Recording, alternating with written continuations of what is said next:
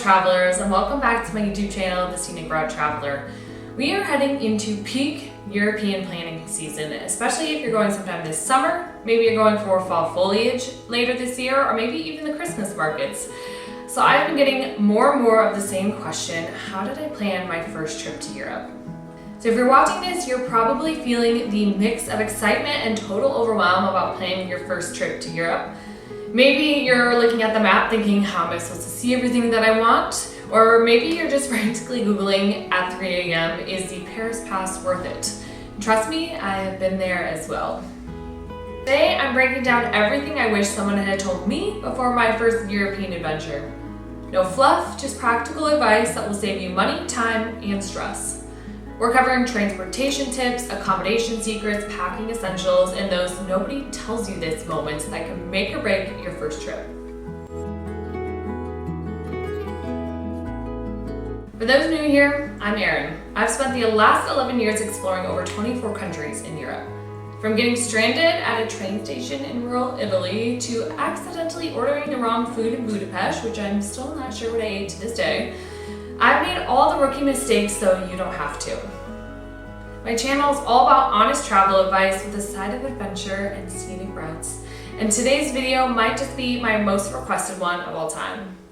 So here's what you can expect in today's video. I'm going to talk about the European Triangle strategy for first-timers, transportation hacks that will save you hundreds, how to actually pack for Europe's weather surprises, budget tips that don't sacrifice experience, cultural do's and don'ts that will help you blend in, and the Europe emergency kit I never travel without.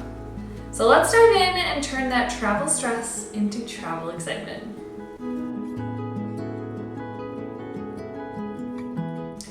Alright, so my first tip is what I call the European Triangle strategy.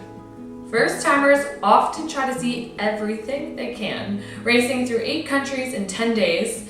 But let's be real, that's kind of a recipe for burnout, not memories. Instead, pick 3 cities or areas that form a logical triangle of sorts. For example, Paris, Amsterdam, and Brussels, or Rome, Florence, and Venice, or maybe Barcelona, Madrid, and Seville. This gives you enough variety without spending half your trip on trains or in airports. And here's the secret sauce though, spend at least 3 nights in each spot. This lets you have 2 full days, 1 for major sites and 1 for wandering and discovering those magical, only in Europe moments.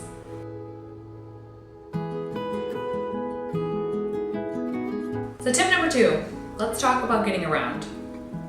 Budget airlines might seem like a steal at €20 pop until you add the €60 of baggage fees and €40 of taxis to get to that remote airport. Meanwhile, trains let you see the countryside and arrive city center to city center. Here's my transportation decision tree. If it's under 4 hours, take the train, no question. Over 6, flying probably makes sense. That 4 to 6 hour in-between zone, I would factor in all costs and see which one makes the most sense. So my pro tip, you can book trains exactly 60 to 90 days in advance for the best deals, and download the Trainline app, which combines most European rail systems in one place and helps you find other combos of the national sites that you might miss. For city transportation, skip the tourist passes and grab local transit cards. For most major cities, they have 24, 48, or 72-hour options that include unlimited public transit. Europe's packing rule number 1. Whatever you think you need, take half, and whatever money you think you need, take double. I call this the packing paradox, and essentially it's true for first-timers. European hotel rooms, elevators, and streets are smaller than what most, maybe Americans, are used to. So that giant suitcase you're thinking about, it'll probably become your worst enemy when you're dragging it up 5 flights of stairs in a charming but elevatorless hotel. So I'd embrace the power of packing cubes and layers when you're packing. So here's a few of the essentials that I usually pack when I go to Europe. I would do dark mix and match basics. I do 1 dress-up outfit for nice restaurants or shows. I do comfortable walking shoes that don't always scream tourist. And I always pack a lightweight, packable rain jacket regardless of the season. But the game changer for doing all of this in maybe a carry-on suitcase is doing laundry mid-trip. Book an Airbnb with a washing machine halfway through, or use a local laundromat for the real cultural experience.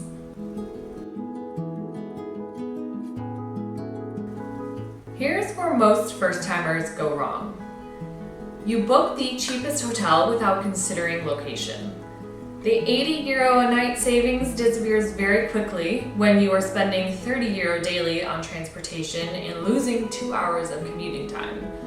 So my strategy is staying central for cities that you're there for 1 to 3 nights, and then anything longer than that, look for neighborhoods just outside the center, but with good transit options. Also, I recommend skipping the big hotel booking sites at first and start with Google Maps. Search for your must-see attractions and then look for accommodations in areas that they cluster around.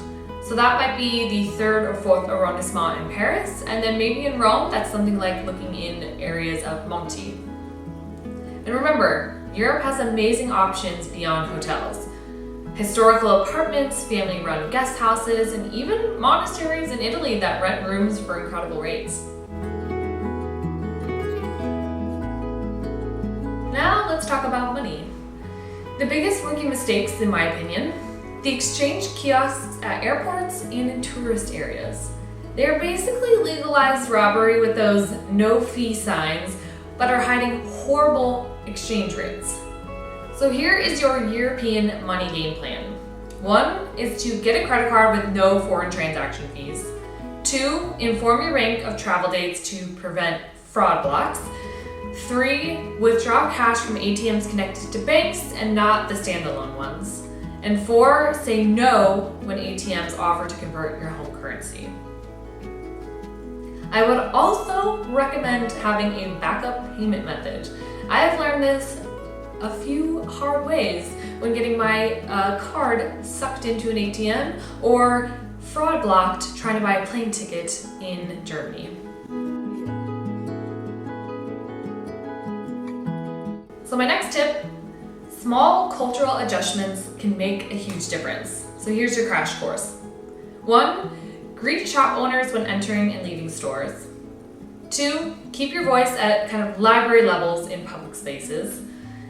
3, learn just 5 phrases in a local language. Something like, hello, please, thank you, excuse me, where's the restroom? Check, please. Number 4, tipping is different. Research different countries' norms for tipping. And my next one, meal timing is different too.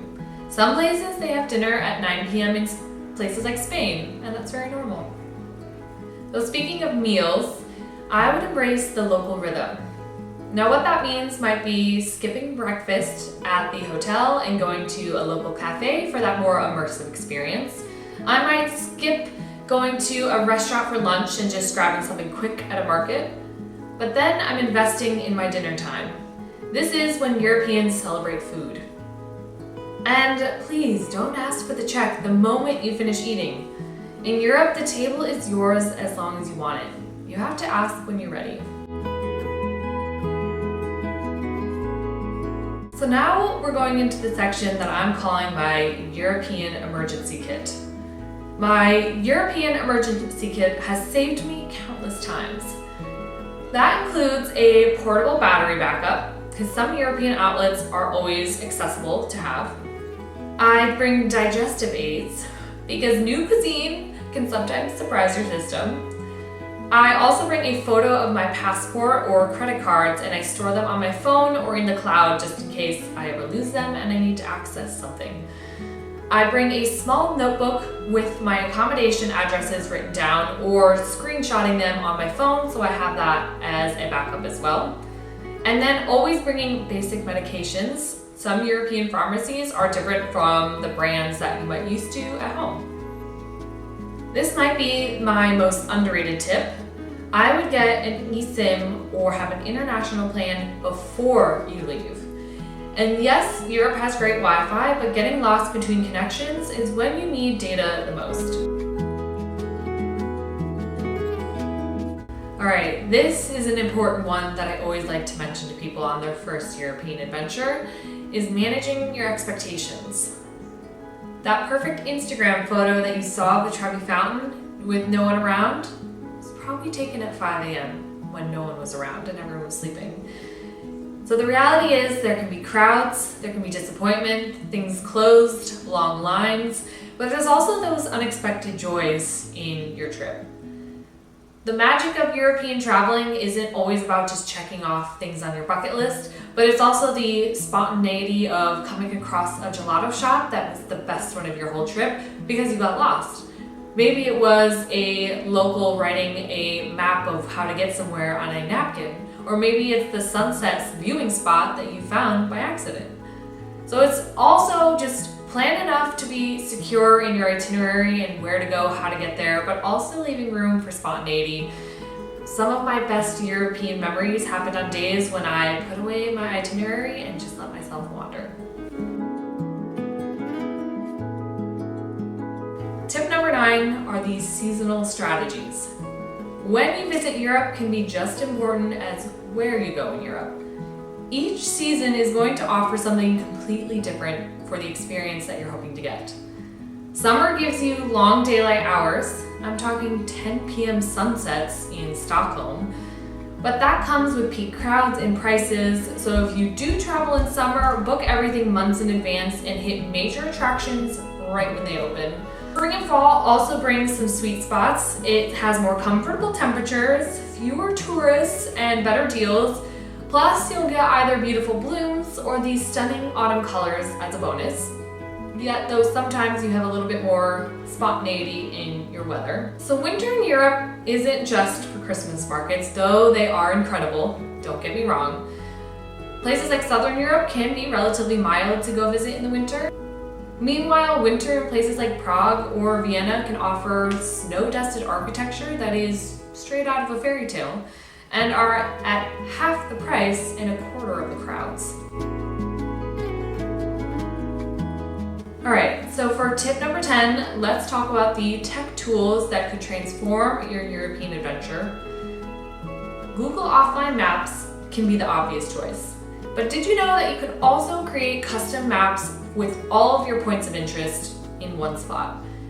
I always create a map for each place that I go to, and it's sometimes color-coded with the pins. So green is for food, blue for attractions, yellow for shopping, and maybe red for emergency spots like pharmacies or hospitals. Now for those language barrier moments that do happen quite often, the Google Translate's camera feature is magical in your travels. All you have to do is just point your camera at the menu or the sign and it translates it in real time, which is fantastic. You can also download the language packs before your trip so they work offline if you don't have data or an eSIM. So there you have it, the real-time talk about first-time Europe travel that I wish someone had told me years ago. But remember, the goal isn't to see everything in one trip. It's to experience enough to make you want to come back very soon. But I'd love to hear about your upcoming Europe plans in the comments below. Which country are you going to, or have you been there before? So what's your one tip you would add to this list? If you found this video helpful, do me a huge favor and hit that subscribe button below. I'm dropping new Europe travel guides every week during planning season, including country-specific deep dives, packing tutorials, and budget breakdowns. You can also find more information below in my blog, The Scenic Route Traveler. So thanks for tuning in and happy travels.